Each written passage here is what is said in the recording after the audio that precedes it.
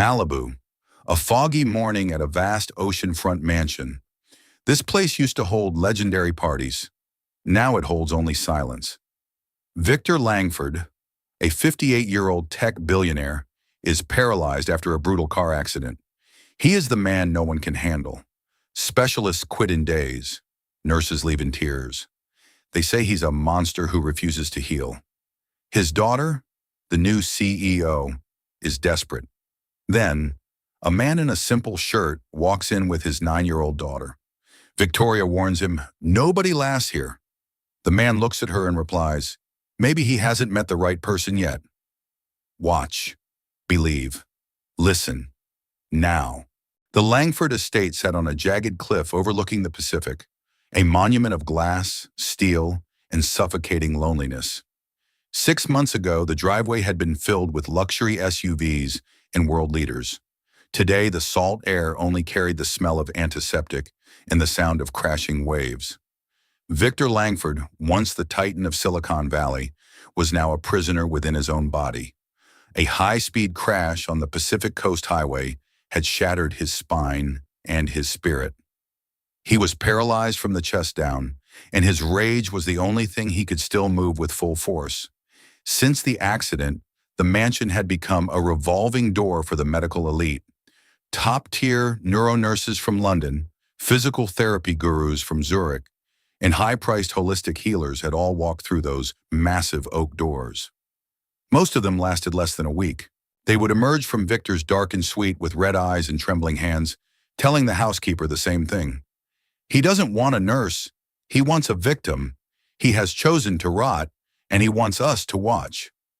Victor had become a ghost who haunted his own halls, refusing the very treatments that could give him back a shred of independence. Victoria Langford, his 27-year-old daughter, was drowning. She had stepped into the role of CEO of Langford Global overnight, navigating hostile boardrooms by day and a hostile father by night. She was brilliant, sharp, and utterly exhausted. She sat in the massive kitchen, staring at a stack of resumes that felt like a pile of white flags. No one wanted the job. The word was out in the medical community. The Langford house was where careers went to die. "There's one more applicant, ma'am," the butler whispered, his voice tinged with a mix of pity and doubt. Victoria didn't even look up. "Another specialist with a PhD in ego? Tell them to go home. I don't have the energy to watch another professional quit by lunchtime." "He's not a specialist, ma'am.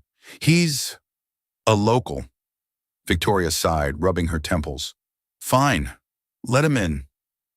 The heavy doors opened, but it wasn't the sound of polished loafers that echoed on the marble.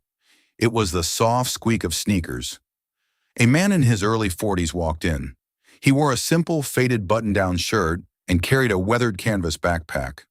But it was the person holding his hand that made Victoria freeze. A little girl, about 9 years old, with bright, inquisitive eyes and a sketchbook tucked under her arm. "I'm Daniel Brooks," the man said. His voice was a low, steady rumble, the kind of voice that seemed to absorb the tension in the room. "And this is Emma, my daughter." Victoria stared at them for a long heartbeat. "Mr. Brooks, this isn't a daycare, and it's not a job for a hobbyist. My father is in a permanent state of crisis. We've had doctors from the best clinics in the world walk out of here in tears. What makes you think you can handle a man who has decided he's already dead?" Daniel didn't flinch. He didn't look at the expensive art on the walls or the gold fixtures. He looked straight at Victoria with a gaze that was disturbingly calm. "Doctors are trained to fix bodies, ma'am. Specialists are trained to follow protocols. I'm just here to make sure he remembers he's still a man. Maybe he hasn't met the right person yet, someone who isn't afraid of his anger." Victoria laughed, a short, bitter sound. "He'll eat you alive, Daniel. He'll make sure you regret ever stepping onto this property. I'm giving you 3 days. That's the record for someone without a medical degree." "I'll take those 3 days," Daniel replied. Emma looked up at Victoria and gave a small, shy wave. "My dad is the best at fixing things," she whispered, "even when the pieces are really small." Victoria watched them walk toward the elevators. She felt a strange, hollow pang in her chest. She saw a poor, single dad and a little girl entering a den of lions, but for the first time in 6 months, she didn't see fear in the eyes of the person going in. She saw something much more dangerous. Hope. She went back to her laptop, but the silence of the mansion suddenly felt a little less heavy. The master suite was a cave of expensive shadows. Heavy velvet curtains blocked out the legendary Malibu sunset, leaving the room smelling of stale air and bitter resentment. Victor Langford lay in a state-of-the-art medical bed, his eyes fixed on the ceiling as if he were trying to burn a hole through the roof with his gaze. He didn't turn his head when the door clicked open. "Get out," Victor rasped. His voice was a jagged edge of what it used to be. "I told the girl I'm done with the sponges and the pity. Unless you're here to give me a lethal dose of something, don't bother speaking." Daniel didn't say a word. He moved through the shadows with a rhythmic, unhurried grace. He didn't turn on the harsh overhead lights. Instead, he walked to the corner and switched on a small, warm lamp. He began to check the monitors, his movements clinical but strangely gentle. He checked the IV lines, the oxygen levels, and the pressure sensors on the bed. "Did you hear me, you idiot?" Victor hissed, finally turning his head. He saw the simple shirt, the scuffed sneakers, and the calm face. "Who are you? Where is the white coat? Did my daughter finally run out of money and hire a gardener to watch me die?" "My name is Daniel," the man said, his voice a steady anchor in the room's dark energy. "And I'm not here to watch you die, Victor. I'm here to make sure you're comfortable while you decide to live." Victor let out a harsh, barking laugh that turned into a coughing fit. Daniel didn't panic. He didn't call for a doctor. He reached over, adjusted the elevation of the bed with a precise touch, and held a cup of water to Victor's lips. Victor tried to pull away, but Daniel's hand was a wall of quiet strength. "Drink," Daniel commanded. It wasn't a request. It was a directive. Victor drank. He hated himself for doing it, and he hated the man holding the cup even more. For the next 3 days, the house waited for the explosion. They waited for Daniel to come running out, begging for his final paycheck. But the explosion never came. Instead, there was a war of silence. Victor would hurl insults, cutting, brilliant, and cruel remarks about Daniel's clothes, his lack of education, and his pathetic life. Daniel would simply nod, adjust a pillow, and continue his work. He was the first person Victor couldn't break. On the 4th morning, Daniel did something that made the butler drop a tray of tea. He didn't bring Victor his breakfast in bed. Instead, he wheeled the heavy, specialized chair to the bedside. "What is that?" Victor demanded, his eyes wide with fury. "Your transport," Daniel said. "We're going to the veranda. The tide is coming in, and the air in here is starting to smell like a tomb." "I am not going out there," Victor screamed, his face turning a dangerous shade of red. "I am a paralyzed man. I am a joke. I will not be wheeled around like a broken toy for the neighbors to see. Put me back." "The neighbors can't see the veranda, Victor. And even if they could, the ocean doesn't care if you can walk or not. It's going to keep moving either way." Daniel moved with a strength that suggested he had done this 1,000 times. He transitioned Victor from the bed to the chair with a surgical, unshakable grip. Victor was cursing, his voice raw with a mixture of rage and a terrifying, hidden vulnerability. Daniel ignored the words and pushed the chair through the glass doors and onto the massive stone deck. The shock of the salt spray and the blinding morning sun hit Victor like a physical blow. He shut his eyes tight, his breathing shallow. He waited for the embarrassment to swallow him, but then he felt the warmth of the sun on his face. He heard the gulls. He heard the rhythmic, ancient heartbeat of the sea. "I didn't ask to go outside," Victor whispered, his rage finally replaced by a hollow, aching sadness. Daniel leaned against the railing, looking out at the horizon. "No," he replied softly, "but the ocean did. It's been waiting for you to show up for 6 months. It's the only thing in this world that doesn't care about your bank account or your spinal cord.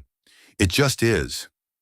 Victor opened his eyes. He looked at the vast blue expanse he had spent billions trying to own. And for the first time since the crash, he realized how small he was. And in that smallness, he felt a tiny, microscopic spark of peace. He looked at the man in the simple shirt standing beside him. He didn't say thank you. He wasn't ready for that. But for the rest of the afternoon, he didn't tell Daniel to get out. The silence between them was no longer a weapon, it was a bridge. The weeks began to blur into a new quiet rhythm at the Langford estate. Daniel wasn't just a caregiver, he was a conductor of a very slow, very difficult symphony. He didn't just follow the physical therapy charts left by the specialists. He watched Victor's eyes. He noticed that Victor's left index finger twitched whenever he got frustrated. He noticed that his breathing became more rhythmic when he listened to the sound of the waves. Daniel began to integrate tiny, unconventional exercises into the day. He didn't call them therapy, he called them chores. He would place a light silk cloth on Victor's lap and ask him to try and move it with the breeze. He would hold a pen and ask Victor to just track the movement with his eyes for 20 minutes. Victor grumbled. He complained that Daniel was a sadist and a fool. But he did it. He did it because Daniel didn't look at him with the clinical pity that the doctors had. Daniel looked at him like a man who was simply stuck in a difficult gear.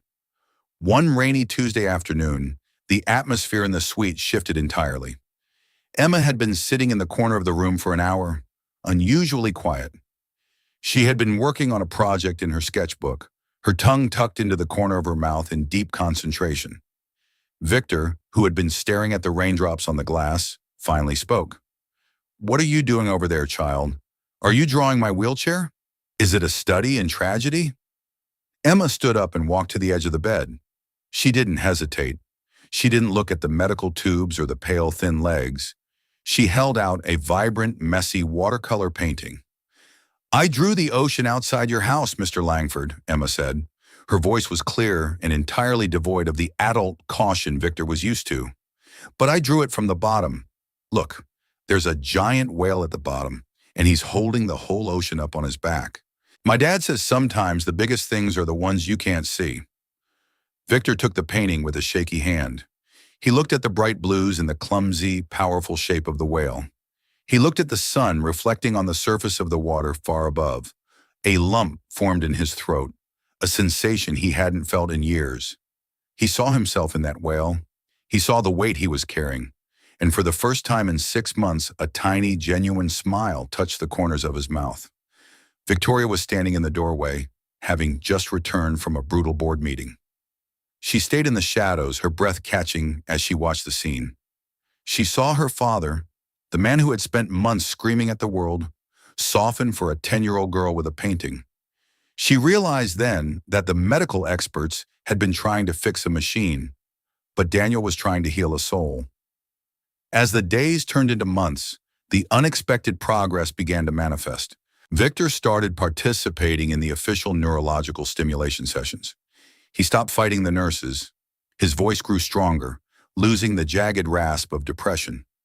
One afternoon, a high-priced rehabilitation doctor from the city arrived for a quarterly checkup.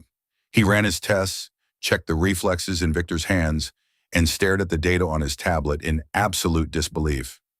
"This is statistically improbable," the doctor muttered, looking at Victor. "The neural pathways in your upper extremities are showing significant signs of reconnection. Your respiratory capacity is up 20%. Victor, what have you been doing? What new medication are we using?" Victor looked over at Daniel, who was currently cleaning the glass of a model ship in the corner. "I'm not using medication, doctor," Victor said. His voice was firm now, resonant with the authority of the CEO he used to be. "I'm using perspective, and I'm using a man who refused to believe that I was just a pile of broken parts." The doctor looked at Daniel with a condescending smile. "A caregiver? Victor, surely you understand the science of spinal trauma? Patience is a virtue, but it doesn't regrow nerves."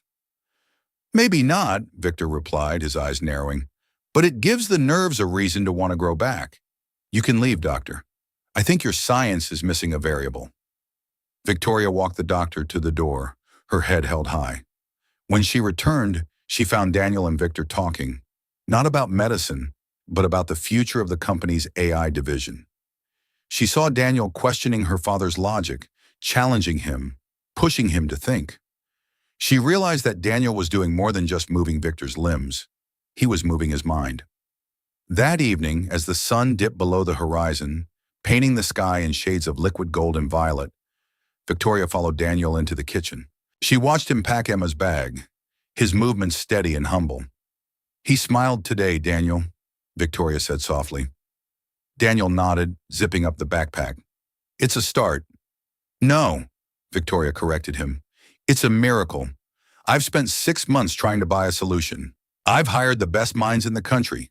Why did they all fail where you succeeded?" Daniel looked at her, his hazel eyes reflecting the light of the kitchen. "Because they were looking at a patient, Victoria. I was looking at a father who was scared to let his daughter see him weak. And I was looking at a man who forgot that the world is bigger than his own skin." Victoria reached out, her hand hovering near his. "Who are you, Daniel Brooks? Truly? You don't talk like a caregiver. You talk like someone who has survived a war." Daniel was silent for a long time. He looked out the window at the dark ocean. "I'm just a man who knows what it feels like to lose the air in the room. And I'm a man who decided that impossible is just a word people use when they're tired." The night was quiet, the only sound the rhythmic whoosh of the ocean and the distant hum of the mansion's security system. Victoria and Daniel sat on the stone steps of the back porch, two shadows against the vastness of the sea. Emma was asleep in the guest suite, her sketchbook finally closed for the day. "Why did you really take this job, Daniel?" Victoria asked. Her voice was low, devoid of the corporate armor she wore during the day.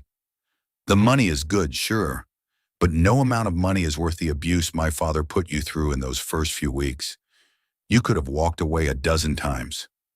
Daniel leaned back, looking up at the stars. "I took it because I know what it feels like when the people you trust most stop believing that recovery is possible. I know what it's like to sit in a room and hear experts talk about you as if you're already a ghost." Victoria looked at him, her brow furrowed. "Someone close to you?" Daniel nodded slowly. "My wife, Sarah."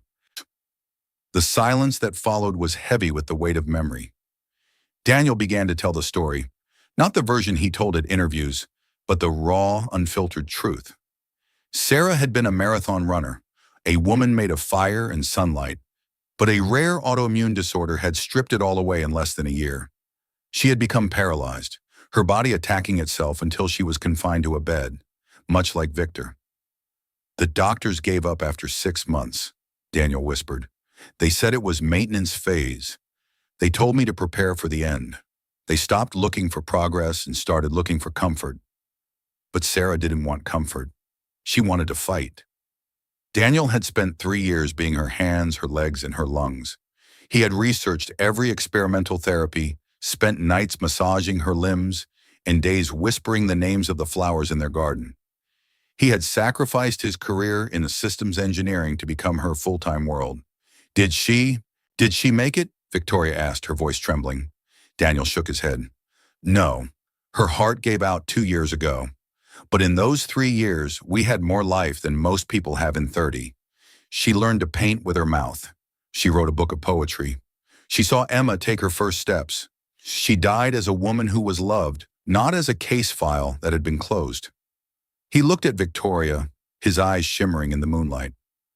"When I saw the reports on your father, I didn't see a billionaire. I saw a man who was being told his story was over. I couldn't let that happen. Not again. Everyone deserves a person who won't stop believing in the 1% chance." Victoria felt a tear trace a cold path down her cheek. She realized that Daniel's poor exterior was a lie. He was the wealthiest man she had ever met, possessing a currency of empathy that she couldn't even begin to quantify. She saw the scars on his hands differently now. They weren't just the marks of labor. They were the marks of a man who had held a soul together for 3 years. "I'm so sorry, Daniel," she whispered. "Don't be," he replied, giving her a small, reassuring smile. "It made me the father I am today, and it brought me here. Your father, he's a fighter, Victoria.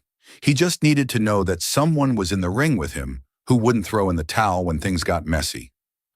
Victoria realized then that she had been fighting for her father's company, but Daniel was fighting for her father's humanity. She felt a profound sense of gratitude, followed by a sharp, sudden realization of her own loneliness. In her world of mergers and acquisitions, no one had ever stood in the ring for her. "Thank you," Victoria said. And for the first time in years, she meant it with her whole heart. As Daniel stood up to head inside, Victoria watched him go. She saw the man who had been invisible to her just a month ago. She saw a hero in scuffed sneakers, and she realized that the mansion no one wanted to stay in had finally become a home again. 4 months after Daniel and Emma first walked through the oak doors, the Langford estate was fundamentally different. The velvet curtains in the master suite were gone, replaced by light, sheer fabrics that danced in the Pacific breeze. The smell of antiseptic was a distant memory, buried under the scent of fresh lemons and sea salt.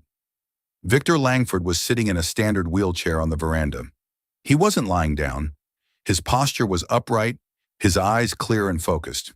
He was holding a tablet in his right hand, a hand that had been motionless half a year ago. He was reviewing a new architectural plan for an affordable housing project he was personally funding. Victoria walked onto the deck carrying 2 cups of coffee. She looked at her father and then at Daniel, who was sitting nearby, helping Emma with a complex Lego bridge. "The board approved the sustainability initiative, Dad," Victoria said, sitting down. "They were skeptical, but I showed them your video address. They couldn't argue with your logic." Victor nodded, a look of quiet pride on his face. "Of course they couldn't. I taught you how to build a fortress, Victoria. Now it's time we learned how to build a bridge." He looked at Daniel, and for a long moment, no one spoke. The silence was full of the unspoken history of the last few months, the midnight struggles, the small victories, and the deep, abiding respect between 2 men who had stared down the dark together. "Victoria," Victor said, his voice firm and clear, "I've been thinking about the contract for Mr. Brooks." Victoria felt a sudden, sharp pang of anxiety. "Dad? We talked about this. He's stay." "I know," Victor interrupted, raising his hand. "I don't want him as my caregiver anymore. The job description is wrong." Victoria and Daniel both froze. Emma looked up from her Legos, her eyes wide. "I want you to keep him," Victor continued, looking at his daughter, "but as the director of human integrity for the entire company. I've realized that our systems are perfect, but our humanity is leaking. I need the man who reminded this house how to live to remind 10,000 employees how to care." Victoria looked at Daniel. She saw the shock in his eyes and then a slow, thoughtful realization. She smiled, the widest, most genuine smile of her life. "I think the board could use a lesson in the ocean logic, Daniel. What do you say?" Emma jumped up and hugged her father's waist. "Does that mean we keep coming here, Dad? Does that mean Mr. Langford is our friend forever?" Daniel laughed, a warm, rich sound that echoed over the cliffs. He looked at Victor, then at Victoria, and finally at his daughter. "Looks like it, pal. Looks like it." The story of the paralyzed billionaire and the poor single dad didn't end with a medical miracle.